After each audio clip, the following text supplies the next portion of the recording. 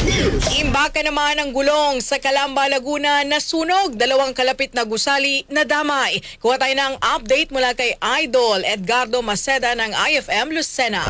RMN Live Report! Naguluntang ang mga residente at kalapit na establishmento na masunog ang imbaka ng gulong na posible umanong may vulcanizing shop at mga bilihan ng motor parts sa kaba ng Maharlika Highway, Barangay San Cristobal, Calamba City, Laguna. Nagsimula ang sunog ng alas 3:36 nang matanggap ng Bureau of Fire Protection, Calamba, ang ulat na umabot sa second alarm ang nasabing sunog. Diniklarang under control ang sunog ng alas 6:08 ng gabi ng Lunes. May sa 150 square meters ang tinatayang nilamon ng apoy. Nasa 8 volunteer fire trucks ang nakisa, 6 na fire trucks mula naman sa BFP Calamba at isang ambulansya. Nag-responde rin ang 2 CDR-RMO ambulance para makatulong sa pangailangan. Sa kuwang video ni Aldrin Capole, makikita ang makapal na usok at nadamay pa umano ang isa pang gusali. Nagdulot ito ng pangamba sa mga residente at kalapit na mga estruktura. 2 negosyo ang naapektuhan ng sunog na diniklarang fire out ng alas 6:53 ng gabi. Hindi pa inilalabas ng BFP Calamba ang dahilan ng sunog at ang halaga ng ari-ariang natupok at wala pang kumpirmado kung ano mga establishmento ang natupok. Kasama mo sa Ramen Calabarzon and 106.3 IFM Lucena,